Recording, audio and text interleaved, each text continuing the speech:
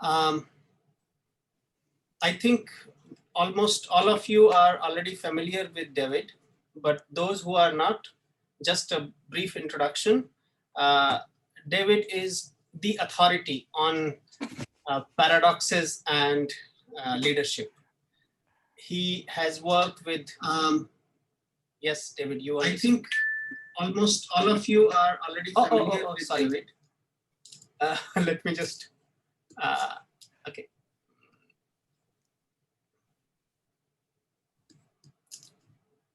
You're in a bit of a recording loop. Yeah. Because it's on the same computer, so I'll just close this.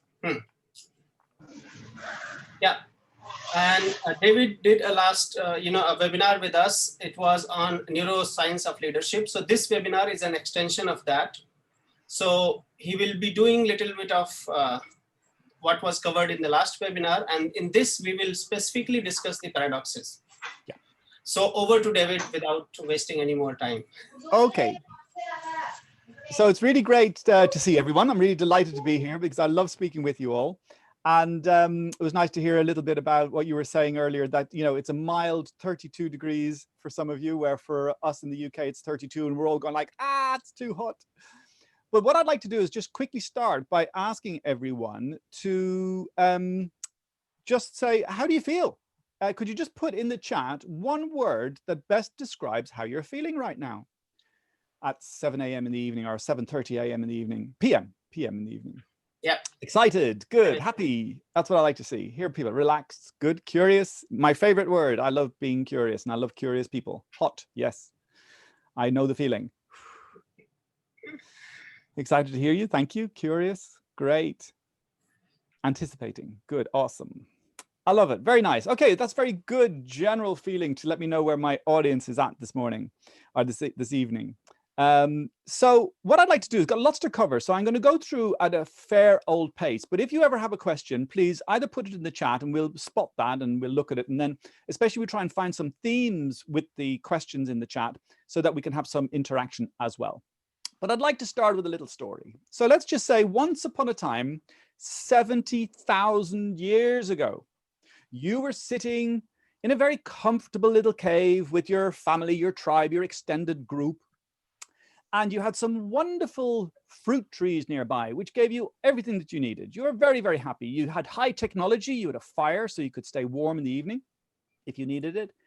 And you had everything you needed. Life was perfect.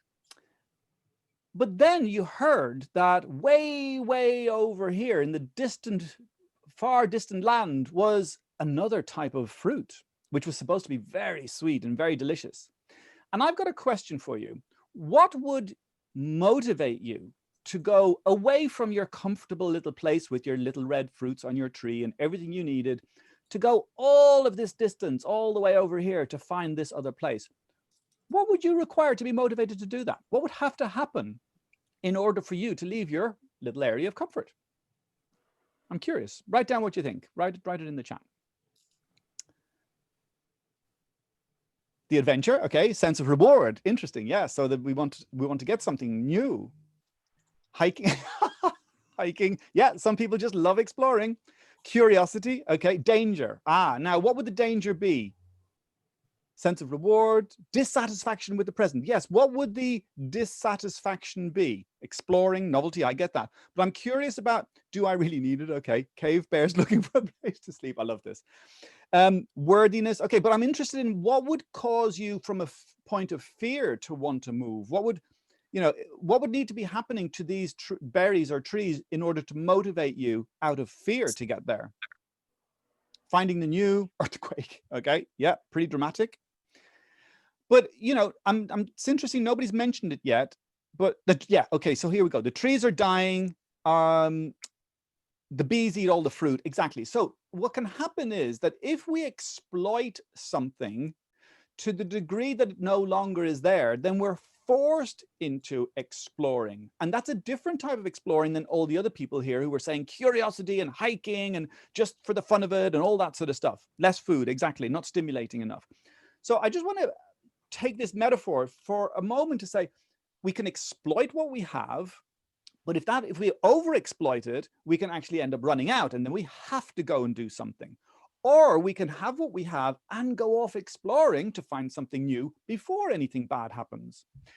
But I'd also then like to ask the question, what would need to happen, or what would we as a group need to develop and innovate if we wanted to cross this raging river in order to get to these blue fruit over here? Or what would motivate us to do that? Survival, okay, yeah. What else would motivate us to do something to help us cross this raging river? Or what might we need in order to be able to do that? The challenge itself. Now, see, that's interesting. Humans, for me, are absolutely fascinating, and because we love a challenge. We love to do challenging things just for the sheer joy of it. Why do people climb mountains? Because it's there. Power, okay, the power of achievement, right? Survival instincts again. Hunger, yep, achievement. Babies need a day out. Yes, we've had lockdown in our cave. Babies need a day out. Meaningfulness, okay, good. And what would we required? What learning would we need to do in order to cross the river if we've never crossed a river before? Motivation for sure. But anything, adventures, yeah, see, there we go. Ability to swim, right? So we're now thinking, okay, we need to develop a whole new skill in order to get to the other side. Build a boat, build a bridge, break out of our comfort zones, skills and instruments, right? So you can see there's a ramping up of what's required. If we want to go from here to here, there's one level of motivation, but to get across a river, well, that's a whole new level of motivation. And therefore, I'm very interested in what it is that motivates some of us to be constantly exploring, but perhaps not necessarily exploiting enough, and others to exploit, but not explore enough. And that's one of the sorts of things that I want to talk about today, namely paradoxes. So if I were to say, what is it? Because I'm going to talk about paradoxes, right? So it's nice to start off by saying, well, what is a paradox? So in your own words, maybe just write down in what you see in the chat. It's nicest to interact in the chat. What is a paradox? What would you say?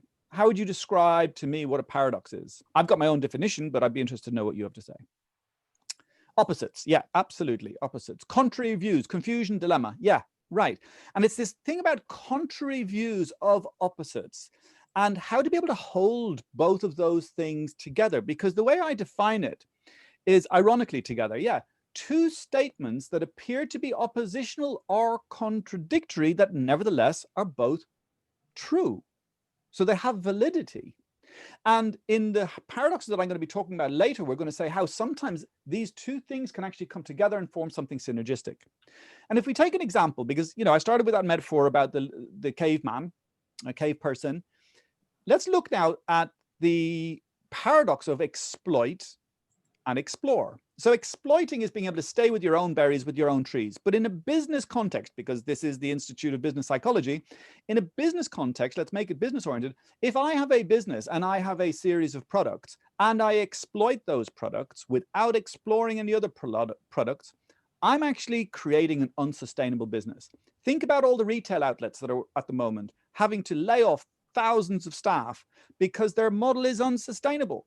They're not exploiting the online model. Anybody who's exploiting or has been exploiting and exploring the online model recently is doing much better. But you also get a lot of entrepreneurs, business leaders who love to explore. Like you said, before, why would I go out? Well, I just want to go out. I just want to explore. I just want to check out what's there. I love the adventure. I love hiking. These people can explore and explore and explore, but if they don't ever exploit anything, they're commercially unviable. They never get a product that's good enough to bring to market, get the revenue in, and then start building revenue to be able to do more stuff. So I've seen that a lot of, if you think about it, 98% of businesses, small businesses especially, go out of business within the first 5 years because they're not able to get that commercially viable product, which they can then exploit. So it's not about explore or exploit. It's actually both together, integrated sustainable growth. How can you continue to exploit what you have while always being on the lookout for exploring stuff, new stuff? So we've had to do a lot of stuff recently in our business around not just going, okay, we've got a course, now we need to run it online. It's like, what's going to make it a fantastic online course? What's going to make it better online than it would have been in person? And we're looking at all those things that we can do around interaction, about breaking it into bite-sized chunks, about making sure there's effective follow-up and that sort of thing. It's really exciting. And of course, if you do neither exploit nor explore, well, then you're into stagnation, right? That's not a good place to be. So let's just have a look where we want to go today. Introduction, that was pretty much the introduction. I'm just going to quickly say a couple of words about myself. We're going to look into developing a paradoxical mindset. Then we're going to go into paradoxical leadership and a bit of a Q&A and takeaways. That's the basic format for today. So very quickly about me, I was born and bred in Dublin in Ireland, a little island off the coast of England, which is off the coast of Europe. And that's my mum and dad. My father was a graphic designer. That's a self-portrait he did in his sort of, I'd say, late 50s. And he was actually a lecturer in the end in the Dublin College of Art, teaching graphic design. And he basically trained a whole generation of graphic designers in Ireland. But sadly, he died at 63. Real shame. But my mum's great. She lived to 94 and lived very happily. And that's me when I was working as a chef in the kitchens in the Connaught Hotel. So my first career was as a chef. There was a Michelin star restaurant in a great classic kitchen in the UK, in London. And they even had a resident artist. And I love that style of that picture. It really sort of shows the chaos of the kitchen during a service. But it was a hard life. And then I moved into training and development in the mid-90s, early 90s, and moved into training and development. I was the learning and development manager of the Waldorf Hotel. And then worked in Business Link for London, which is about helping a lot of small businesses out of the hospitality sector. So now I was working in a broad range of sectors. And then I became a fellow of the CIPD because I was working in HR at a strategic level, no longer just learning and development, but HR generally, strategic HR, and set up my own business, Inspired Working, in 2004. And then met Ali Gibbons, my business partner. And in 2014, she'd been running her own business and I'd been running mine. We'd been working in Business Link in London together and decided to set up the current business, Talent for Performance. So that's the one that's here. And that was 2014, 15. And we're now working with some great clients. We're very excited that things are beginning to happen here again in the UK. So we're starting working with some major projects with leadership teams in some fantastic businesses. It's really a very exciting time. So to get started, a quick poll, and Vijay, if you could just do a little poll. What I'm going to ask you is, are you currently leading a team? Just to get a sense of the audience. And if you are leading a team, what sort of a team? Is either, no, I'm a team member, a small team, less than 3, medium size, I lead a division, I lead a small business, less than 50, or a medium business, 50 to 500, or a large business at 500 plus. Just to get a feel. No right or wrong in any of this, just to understand the audience a bit. Okay, great. It's always interesting to see the figures. Progress, only 33%. How many have you done now? 53%, a couple more still to answer, and then we'll close it.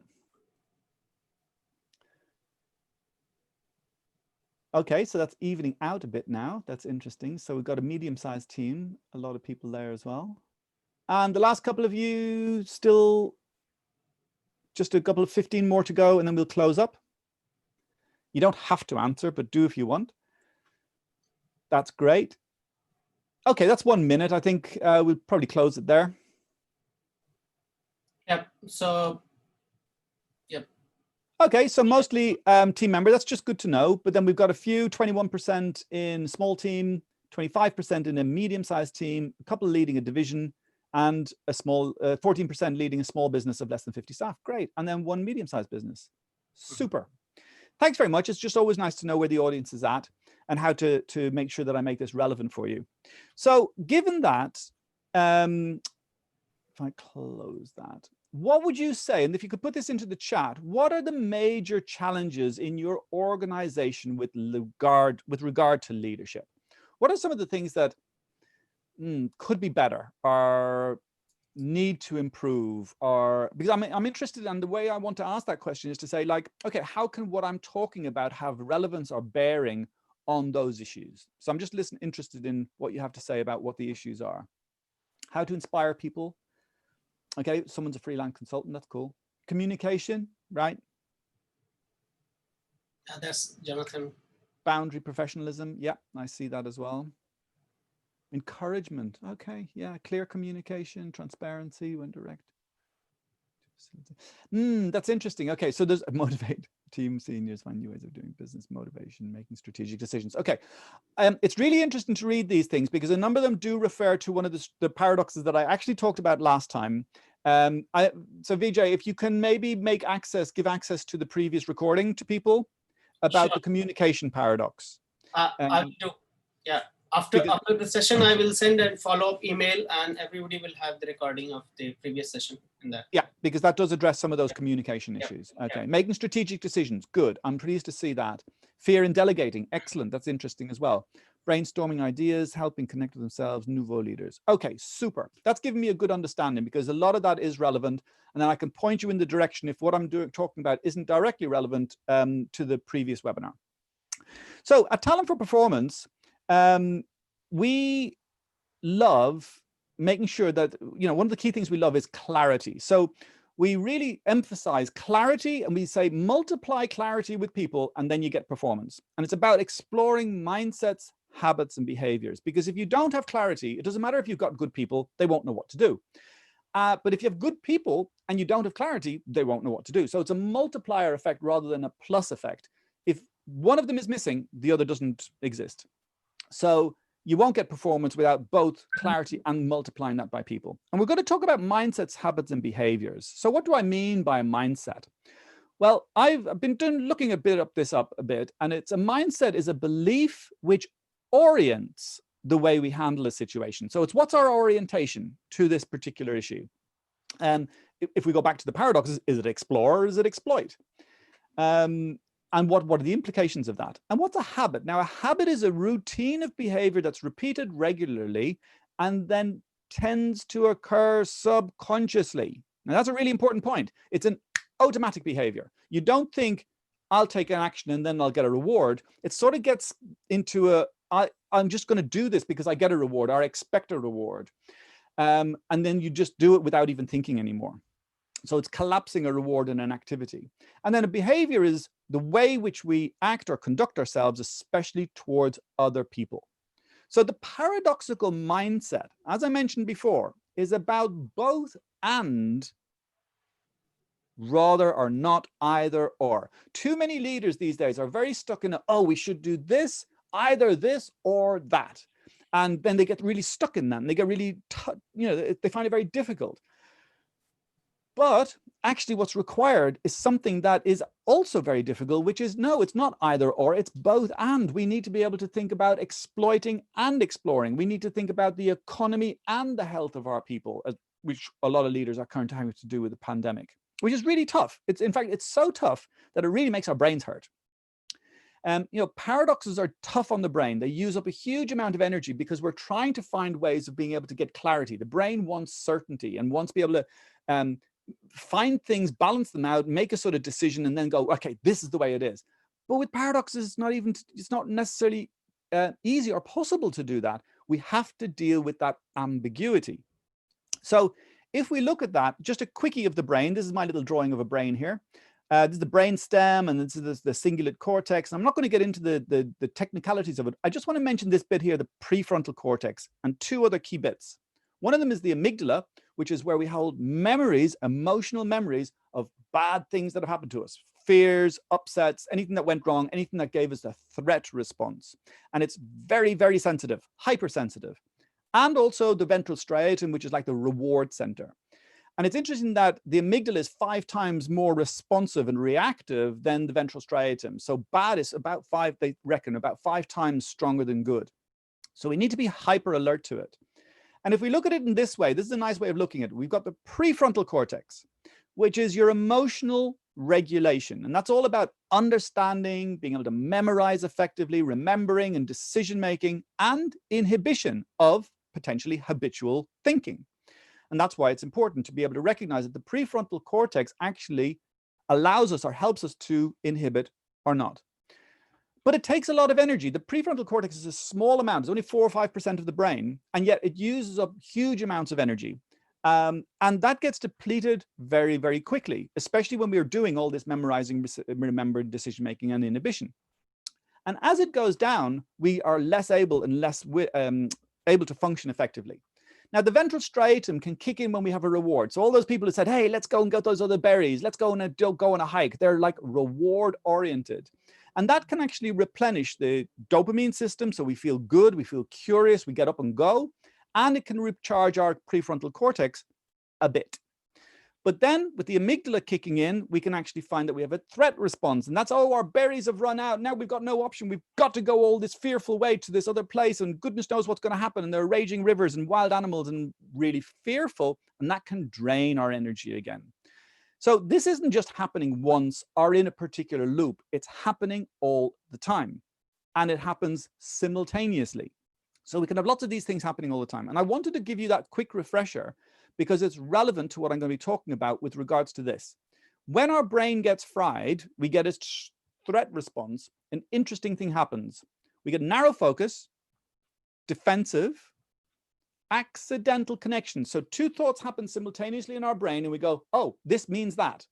So I'm here and I'm getting a bit nervous. And I'm thinking, oh my goodness, all the people are switching off. Everyone's looking down. No one's looking at the camera. Oh my God, this webinar is a failure. I'm useless. Oh, and I lose the plot, right? But I'm used to doing this now. And I know everyone's looking down because they're probably studiously making notes. And the people who aren't on camera are not wandering off feeding the cat. They're just listening attentively. Or that's the way I imagine it.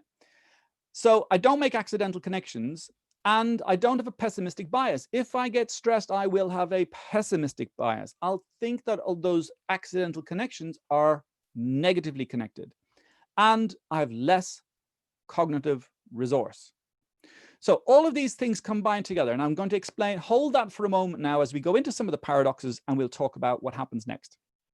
So let's talk about the paradox of strategy, how we strategically manage risk. So the strategy, the paradox of strategy, this is one of the paradoxes of the 12 paradoxes developed by Dr. Dan Harrison using his tool of predictive behavior analytics. So we can actually get scores of people. I'm going to talk about a case study in a moment. So how you strategically manage risks. There's risking, which is defined as the tendency to feel comfortable with business ventures that involve uncertainty. I'm okay with a bit of uncertainty because I'm thinking of the rewards that are possible. And analyze pitfalls, which is the tendency to scrutinize potential difficulties related to a plan or a strategy. Now you can see how these could be seemingly opposite, but when they come together, form something synergistic. However, let's look at risking first. If I'm very high risking and low scoring on analyzed pitfalls, I'll be up in this top left quadrant, which we call impulsive, because I'm willing to take a risk, but I'm not looking at what could go wrong. And then I'll be perceived as just diving ahead without thinking things through. And we can see that in some behaviors of some business leaders, political leaders, and you think like, whoa, that's really not thought through. Because they're willing to take a risk and they're just not analyzing the pitfalls. But if we go to the other side and we're out of balance where we're high on analyzed pitfalls, but low on risking, that's when we get caution. That's when we get so much caution and go like, whoa, no, that's not going to happen. That will go wrong. This will go wrong. Is that we'll miss opportunities. So then we won't be able to progress. So what we really need is mindful courage. So mindful courage is willing to take a risk. It's okay, I can handle a certain amount of uncertainty, but I am going to use analysis and I'm going to think through what the pitfalls are so that I can protect myself and take a calculated risk. So that's the overall paradox. And what I'd like to do is show you a case study. There's a guy called, both low gives you cautious inattention. That's where you're not paying attention and you're cautious. So that's not a good leadership trait, right? So in a leader, what we really want is mindful courage. But here we have an interesting case study. It's got a guy called Andrew Jones, who's actually one of the people from Harrison who we use as an example. And he's got a high risking score. You can see out of 10, he's scoring 9 out of risking. So he's extremely willing to take a risk. And only a 4 on analyzed pitfalls, which puts a lot of his behavioral range. This is his dot here of his scores, his specific scores. 4 and 9, but this is the range of behavior we can expect from him. And overall, it's pretty impulsive with a little bit of mindful courage. So what can happen though with that impulsive behavior, because it's out of balance, is that actually it can create stress. And that stress can then erode his prefrontal cortex's ability to think things through. And underneath it all, he'll begin to get extremely cautious. He'll flip into this cautiousness. So under stress, ironically, he'll flip to the opposite and then go, no, no, no, no, can't do that. That won't work. So it's worth noting that whenever you're out of balance in a paradox, especially one of the behavioral paradoxes from Dan Harrison, you actually find that you have a flip effect. I'm going to talk about that in a moment on some other ones as well. So I'd just like to pause there for a moment and say, does anybody have any questions? What's the difference between ambiguity and chaos at work? An example yes, that you see, David, is common. Question from Renal. Yeah. Yeah, I mean, that's a really interesting one, isn't it? Because ambiguity is that it's difficult to, there's an interesting model, and I don't have it in my head, but it's about analyzing whether something is complex or whether it's, I don't know, maybe, I don't know it off the top of my head, but there's a nice little model. And what I'll do is I'll make a note to send that to you to analyze what things that are complex or unknown. And ambig complex. So chaotic is the way how I see chaotic is that it's very volatile. There's a sudden change happening all the time. Where ambiguous is, well, it could go this way or it could go that way. It's not as volatile. That's the difference that I tend to make between ambiguity and chaos. Yeah. Anybody else? On risk analysis matrix, where would you place Elon Musk, Steve Jobs, Bill Gates? That's a long question. That's a long answer. Where does the word being decisive sit on this matrix? Okay, it's actually measured by the next paradox that we're going to talk to about being decisive. I'm glad you mentioned that. You've actually prompted me for the next paradox. Anything else? No, there is no other question. So let's go on the next one. Yeah, okay, cool. And we will be sharing the slides, of course, with everyone about this. Good. So the next one that I wanted to talk to you about was the paradox of delegation. And this is about decision-making, how you approach self-responsibility and the enjoyment of making decisions yourself, and collaboration, the enjoyment of making decisions with other people. So if we look at it, you've got authoritative as what we call the dynamic trait. It's in red because it's how you push into the world. And then that's supported by the supportive trait or gentle trait called collaborative, which is the tendency to collaborate with others when making decisions. And authoritative is the desire for decision-making authority and the willingness to take on decision-making responsibility. So as a leader, you can see that both of those things are really important, because if we're just authoritative and not collaborative, we'll end up in the authoritarian box. And that means, well, what's the downside of being authoritarian? Well, people will in the end only think you're the only one who's making decisions here. You don't involve us. We don't get any buy-in, or we don't give you any buy-in. And it's going to be very interesting to see what happens in November, for example, in the US elections, about how much do the US actually tolerate a sort of quite an authoritarian type of president. That's just my opinion, right? Maybe I shouldn't enter politics, but that's my opinion. But think about it as a leader within your business. If you're not engaging your team and if you're not collaborating with the team, then they won't get buy-in. They might say, yeah, we'll do it, but they won't really buy into it. But on the other side of the coin, we've got very high collaborative, and we've got a couple of leaders who we've seen who are very high on collaborative and not high on authoritative. And they can fall into the trap of deferring decisions. Oh, it's the team that needs to make the decision. And then sometimes, like with some committees, decisions aren't made because there is no decision made. So then a decision doesn't get made, and it's this endless bureaucracy of endless committees, where really what you want is you want authoritative collaboration. I will be willing to make a decision, and I'm willing to listen to your points of view and want you to be engaged. However, a decision will be made. And then the other one there is avoids decisions altogether. So I hope that answers the person who was asking about how does this relate to decision making, because it specifically addresses that issue. And it was interesting that as a case study, there was a leader we were working with, and he was very high on collaborative, because it was like, yeah, I always involve the team. I always engage everybody. It's so important to get buy-in. If you don't get buy-in, no one will ever do anything.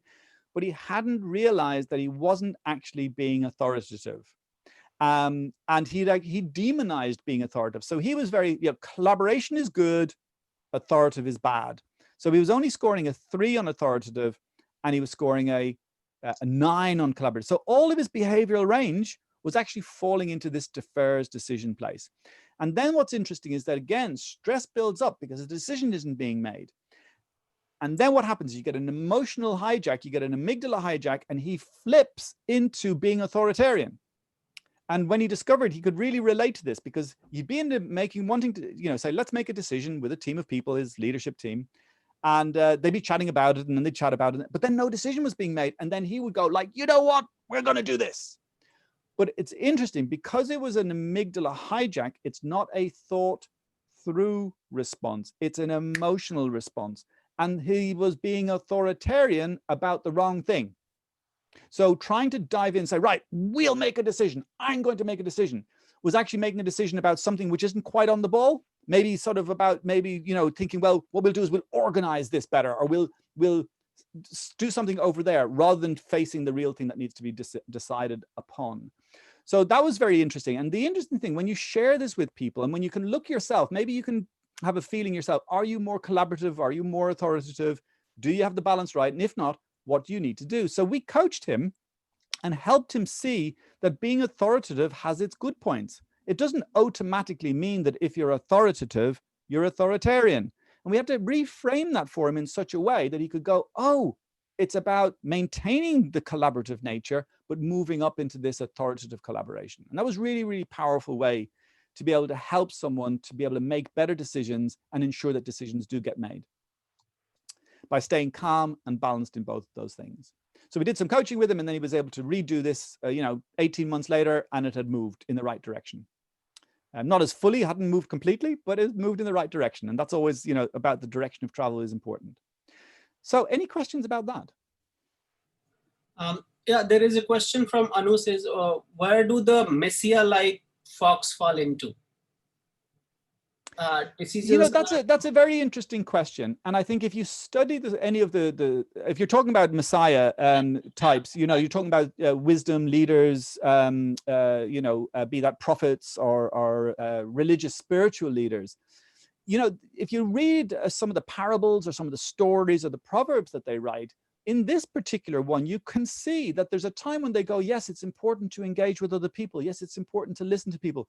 But if a decision needs to be made and it challenges their values, they'll make a decision. And some of them will even make a decision in some, traditions to die rather than comply with the stuff that they don't believe in.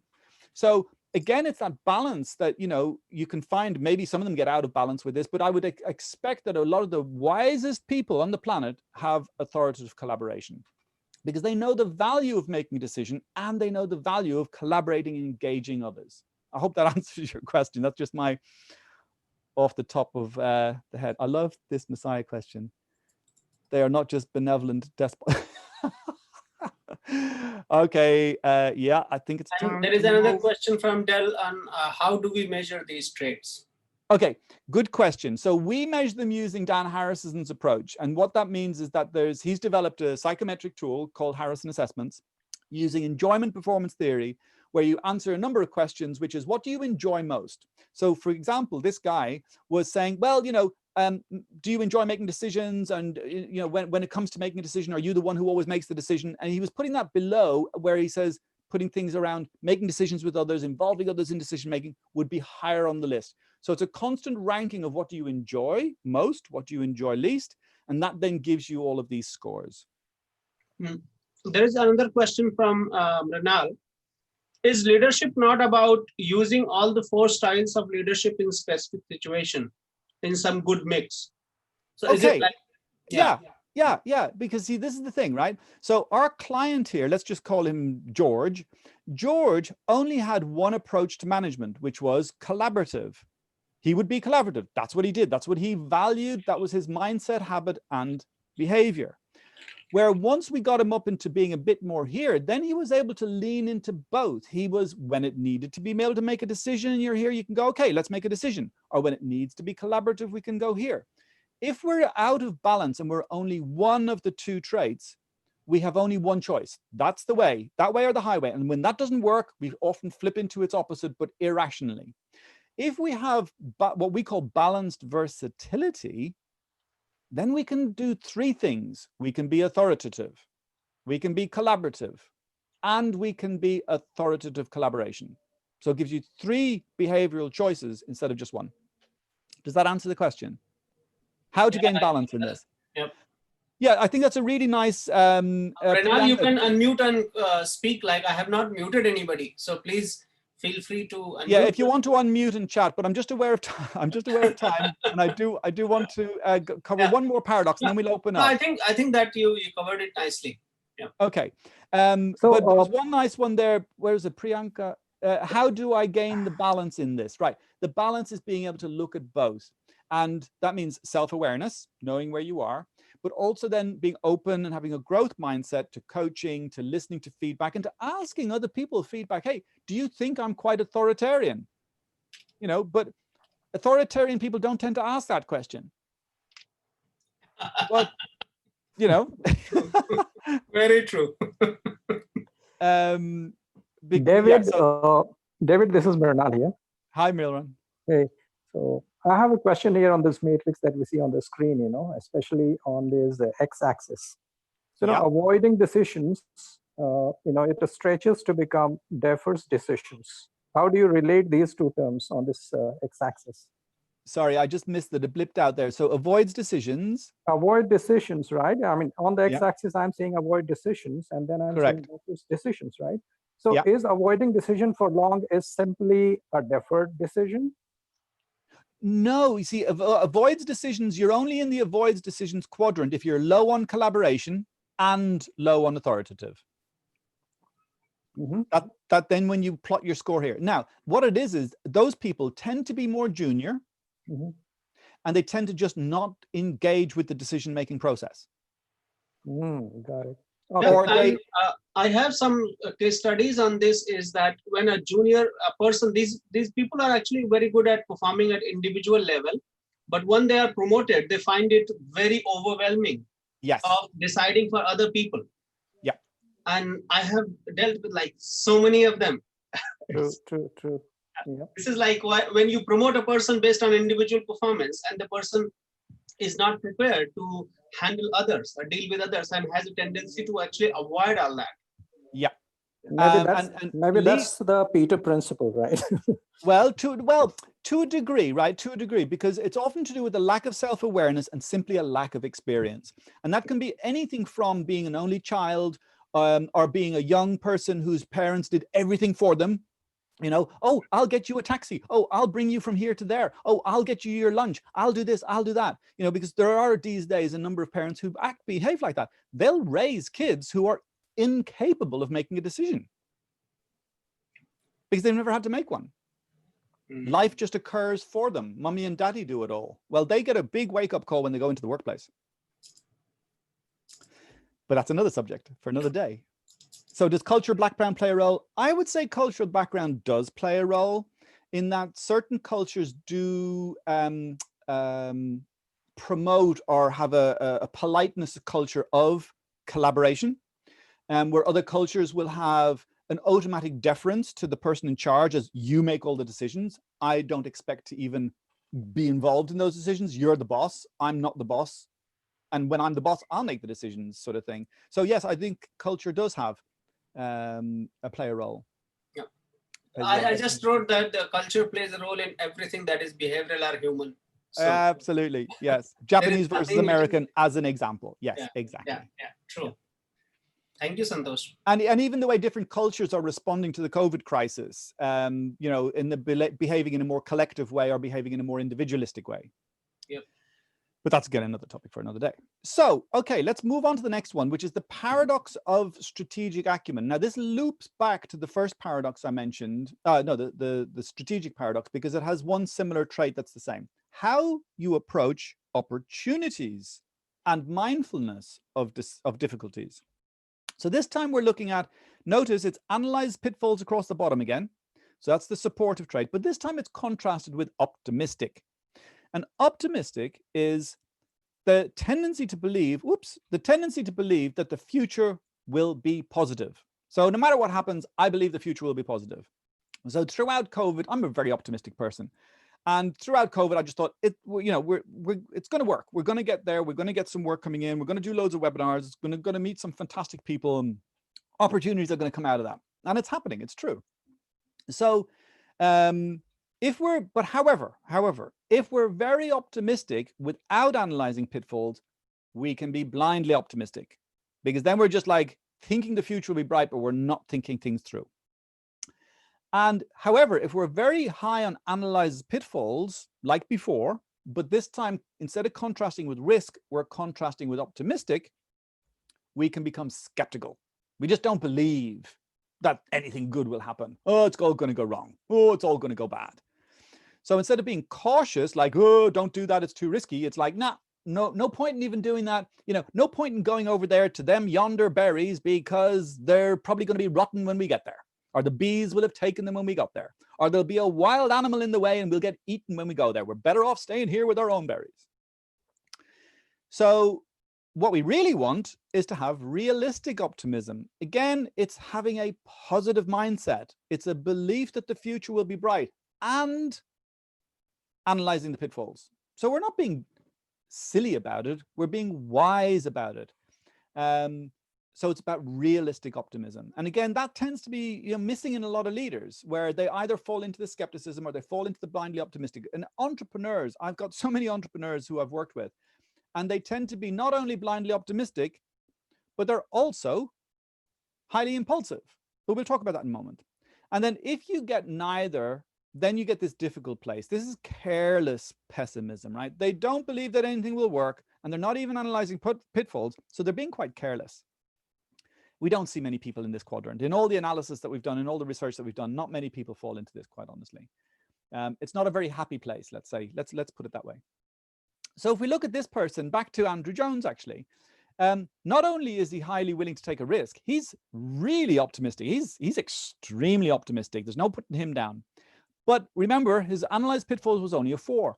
So he's got a very high level of blindly optimistic behavior with a bit of realistic optimism, but mostly blindly optimistic. And that under stress can have him become skeptical. So then something interesting happens, because I just thought I'd show you this. And this is the way these paradoxes work, because there's 12 of them, right? And they all play off one another. So here we've got Andrew Jones, who's super optimistic, super willing to take a risk, but his analyzed pitfalls is only a 4, right? So now his blind optimism is also combined and turbocharged by his impulsiveness. Is that a good behavior for a leader? Yeah. Let's just let everybody go shopping. Let's put all the children back into school. Let's all just go and watch football together. It'll be fine. Maybe not. It sounds like American. It does, doesn't it? Culturally. Doesn't it? Yeah, it really sounds like the strategy of a certain president in a certain United States of a certain continent. So you can see this can have disastrous effects. And in fact, one of the clients that I've had this particular profile, and he would call people who analyze pitfalls negative, anchors, destroyers of opportunity. And then after he opened, he was a restaurateur, and after he opened a restaurant, people going, I'm not really sure this is going to work. And he go, yeah, well, we're in the right place, sort of. And well, the shape of the venue is a bit odd. He go, no, it'll be great. Well, the basement isn't really utilized. Well, no, it'll be brilliant. They had to close. They had to sell it in the end. I barely break even, because after 4 years, it just didn't work. And after that, he said, now I always listen to my team. I say, I have an idea. What do you think? And when they rip it to shreds, he goes, okay, cool. Now I'm more aware of potential pitfalls. So sometimes the leader won't necessarily change their behavior, but they put in mitigating behavior and allow those people who they would otherwise demonized as bad people, and allow them into their consciousness, because they go, you know what, you're going to show me things that I'm not even thinking of. And I have that a bit with my partner, Ali Gibbons. So I'm always, someone comes and sells me some idea about internet marketing and it'll do this and that for you. And I go, yeah, great. Come on, Ali, what do you think? And she go, what about this? What about that? Maybe it'll be good enough if we don't do it. Let's just do this instead. So I have to go back to the person and say, sorry, not going to do it. I buy things far too easily. She's very skeptical. It's great. So we balance each other really nicely. So Any questions on anything that I've covered so far? I am aware of time, but we've still got some time. So I'm open to questions. Yeah, we have 13 minutes, and I think, yeah, that would be very nice for question answer. Yeah. I know it's an oxymoron, but it can't be cynically. Yeah. And those who want to speak, please, you can also put your camera on and unmute yourself, and yeah, just ask. Like, it's okay. I'd like to. There's a question there that I've had before, and I'd like to address it. And I think it was Jonathan. I know it's an oxymoron. Very interesting question. Yeah. But can we be cynically, blindly optimistic? Okay, so the answer is no, because if we think of it, if we're cynical, or let's say skeptical, we'd be here. This is where our behavior would be. So we'd be high analyzed pitfalls and low optimism. And then, or the other way around, if we're here, high analyzed pitfalls and low risking, then we can't be high analyzed pitfalls and high optimistic. It can't work, because the analyzed pitfalls it's the same score. So the answer is no. We don't tend to be blindly optimistically cynical. Not in our experience of these paradoxes. I hope that answers. It is possible in some kind of clinical cases that you switch between the two quite often. Right. Now, that's an interesting one, right? So under stress, you could find that someone is blindly optimistic and very easily stressed and triggered into this cautious. Yes, I would agree. But it's a flip response, and it's not necessarily a healthy, normal situation. So I'll correct myself. It's possible under immense stress. Although under immense stress, this person would probably flip into skeptical as well. So I'm not sure. It's an interesting debate. Anybody else?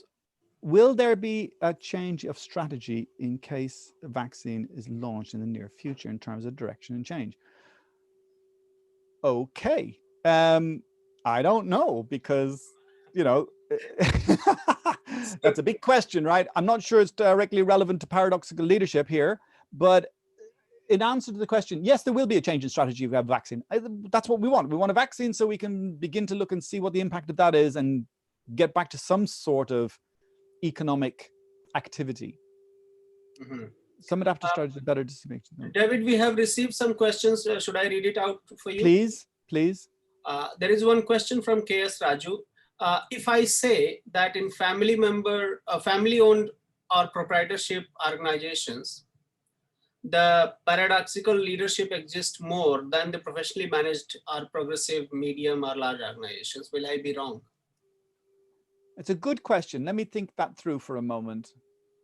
In my experience, a more professional business would probably have provided its leaders with more training, coaching, and self-awareness. So that would make a tendency to be more balanced, because they've had that journey of discovery.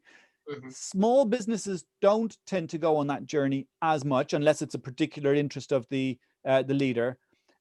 Because a lot of small businesses, the person is just leading, and I know I'm right, I'm the leader, and it's a bit like I'm the father, I'm the provider, I need to know everything, my way or the highway. And of course, that's rather a fixed mindset. So it's more to do with the mindset of the leader. But I would say the tendency in larger professional organizations is, because of leadership development, because of coaching and self-awareness, and using psychometrics of a broader range, giving feedback more regularly. I would say it's less prevalent in larger businesses, but you know, not to a huge amount. It's surprising how many leaders in big professional organizations are out of balance. I hope that answers your question. Okay, thank you. There is another question from Renal.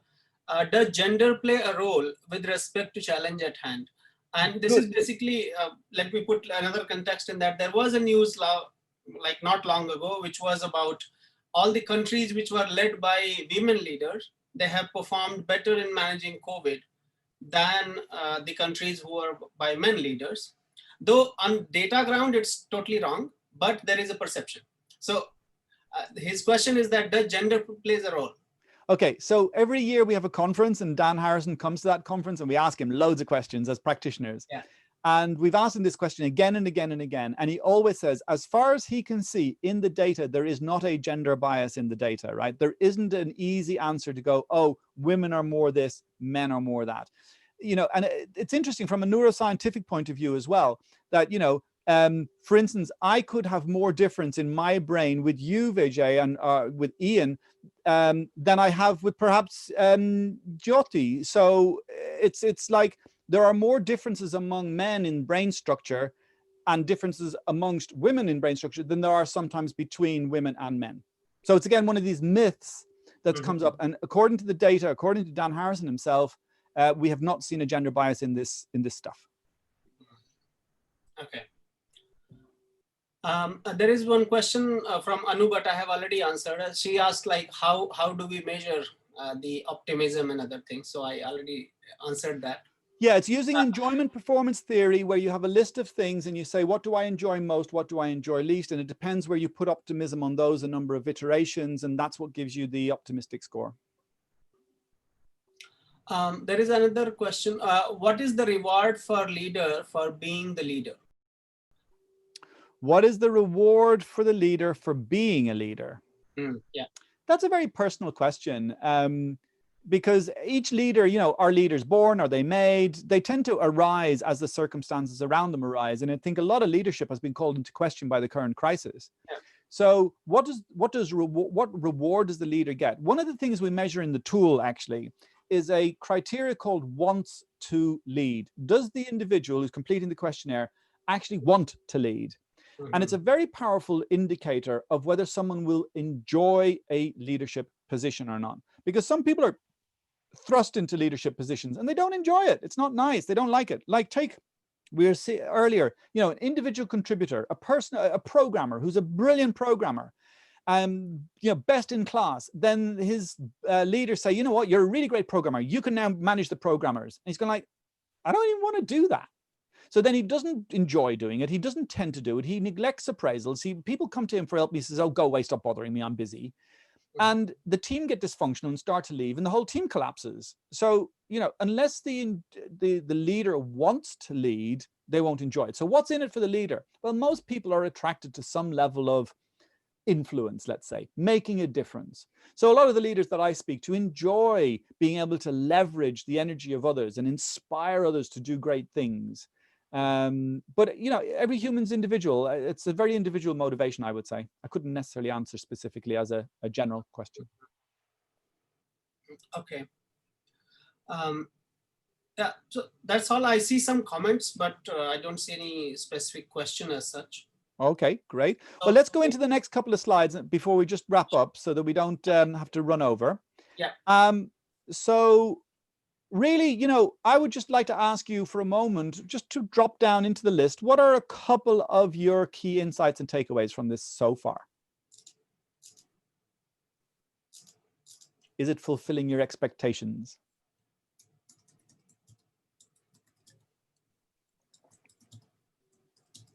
Love to see your comments.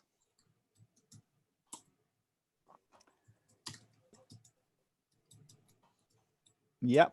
Deeper dive. Yeah, we can go even deeper because so far with these webinars, I've only covered 4, 8. There's another 4 to go. Maybe we could do another seminar.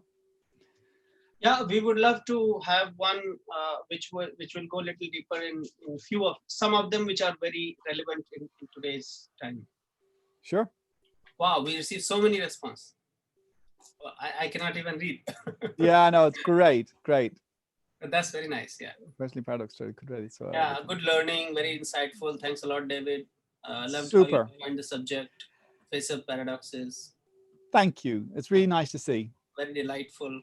And if you like it as well, please feel free to put a recommendation on LinkedIn because I'm wanting to do more of these. So yeah, a recommendation, connection and recommendation on LinkedIn would be much appreciated. To be honest, I was bored to attend one more webinar. Oh, great. Thank you. When you said that you were bored, I thought, oh no. But actually you found it quite interesting. That's really good. I'm pleased. Good one. How do we get into a balanced position? Right. Well, how do you get into a balanced position? It's about self-awareness and it's about noticing where are your behaviors and then noticing what the paradoxical opposites are. I've got a series of videos that I can share, which highlight again some of them so you can be reminded of them in short snippets. And I got some articles as well that we'll be sharing. Okay, great. Any further reading materials? Yes, I'll send you some further reading materials. Good. Thank you.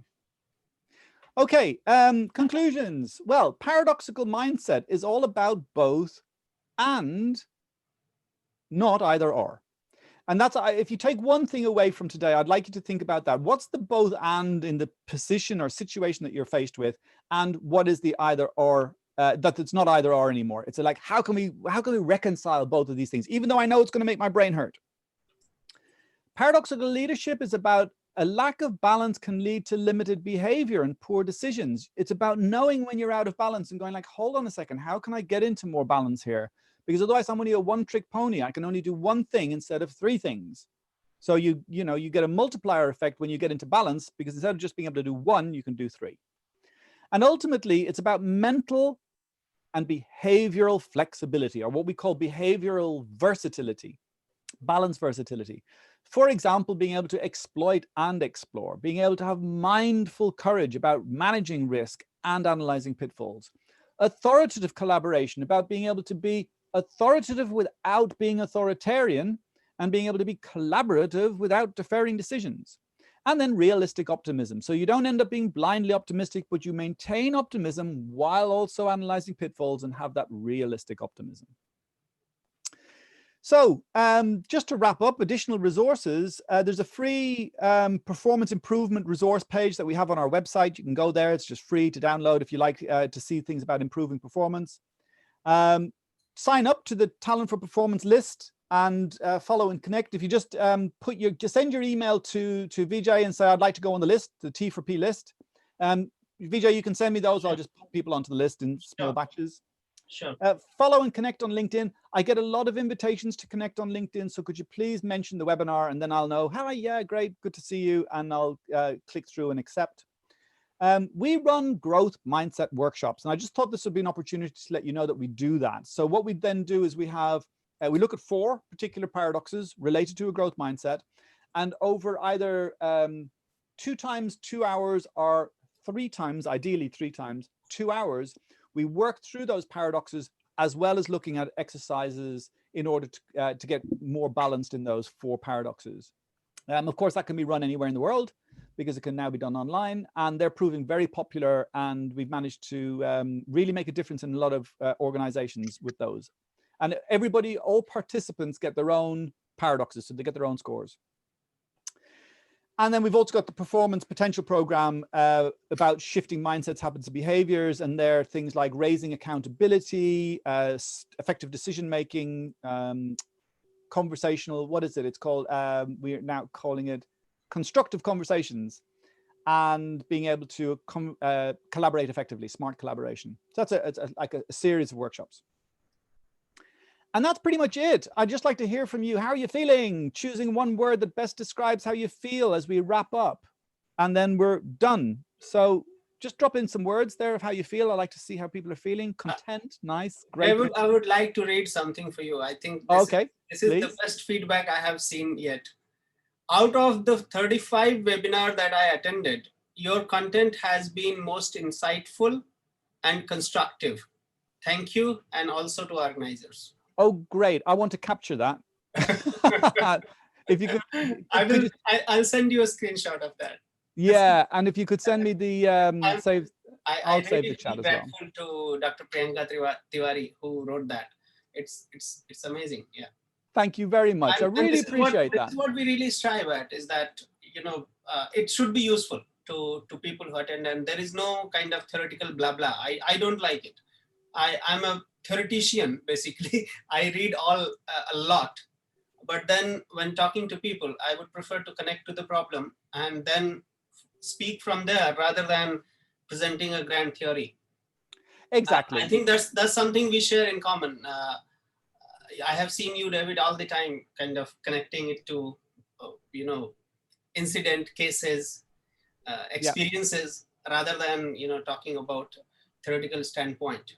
So exactly, or nice, just only some theory. I believe in real practical stuff. So, Anu asked, would you recommend any book?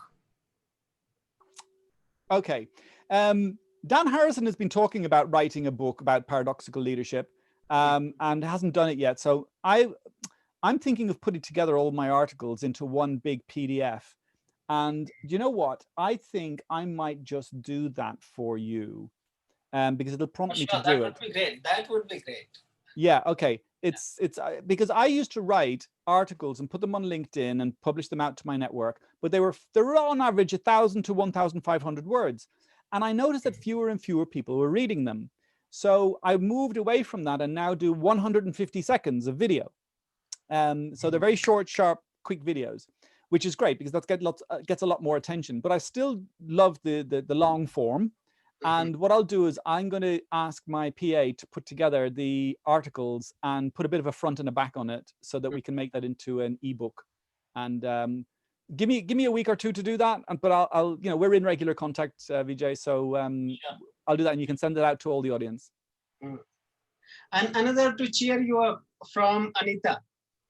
With David Klaasen, there is never a dull moment. Same goes for Vijay. So you're not, that's great. Yeah. Yes, the ebook would be awesome. Okay, good. Thank you. Well, thank you all. I mean, what makes this so exciting is to have the engagement and to hear your thoughts and for you to challenge me with difficult questions, because that makes it come alive for me. So I'm very happy. And thank you for all the questions. If any of you want to contact with me individually or learn more about it, please let me know. Good. Thank you very much. Sure. Thanks a lot for spending time, and thanks a lot for this, arranging everything at the short notice.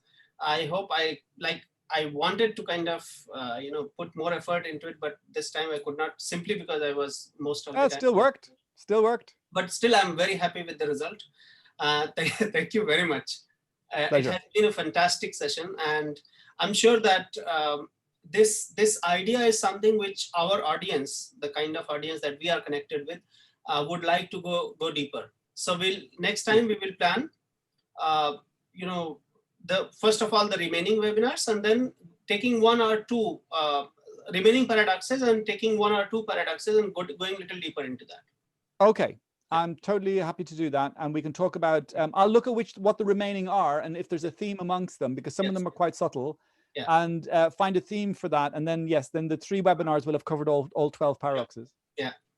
And for all the audience who are there, I will send you the PDF version of the presentation. I will send you the previous recording and this recording so that you can refer to it.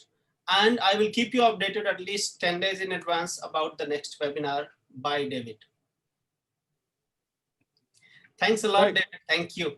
Thank you very much. Bye-bye. Bye-bye. Bye. Bye-bye. Thank you. Thanks. Bye-bye, all. Thank you. Have a nice evening. It's very, very nice. I feel energetic. I was not feeling well for the last few days, but now I feel energetic just being among all of you.